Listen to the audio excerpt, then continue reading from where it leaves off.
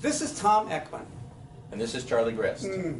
Tom has been here at the council since the Regional Act was created. In fact, he helped form the Regional Act when he was a young 12. whippersnapper. I was 12. And he has, I think, been the region's sort of icon as the godfather of energy efficiency in the Pacific Northwest. And this is Charlie Grist, our newly appointed manager of energy efficiency here at the council. And as Charlie said, his lineage goes back to the 5th plan at the central staff, but way back further in the energy efficiency, back to the days of the Portland Energy Conservation, Inc.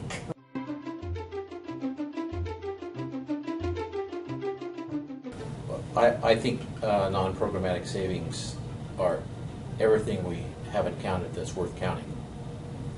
We count what's in programs, and on no account are they all we should count.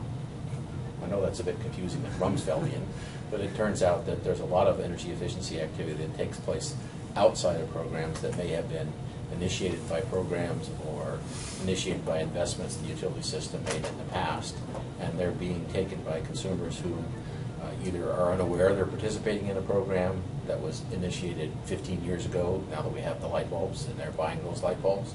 So all kinds of activities that are improving the efficiency of consumer actions, but not directly participating in programs.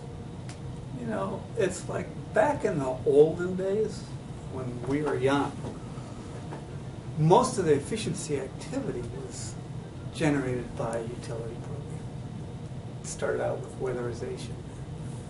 And then over the course of building this industry, you know, over the last years, you've got a lot of people working on that. So there's been a lot more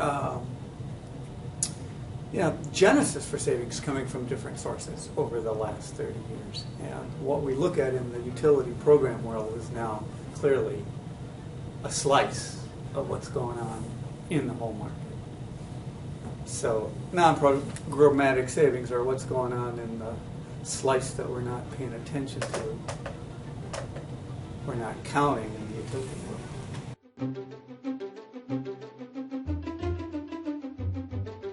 What we include in the power plan as potential savings is stuff that could be saved. We don't identify who's going to save it.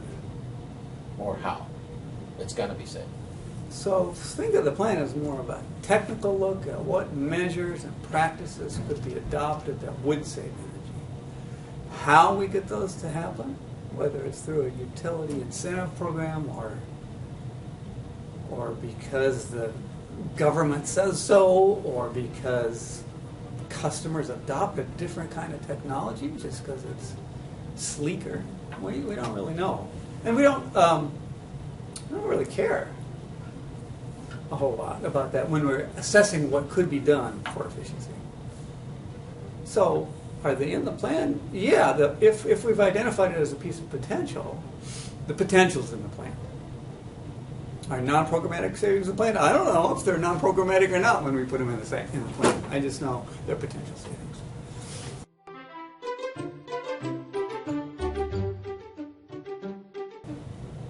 From a power planning point of view, we'd like to know what's going on in the marketplace, because really the whole purpose of power planning is to look forward to see what resources we need for the future.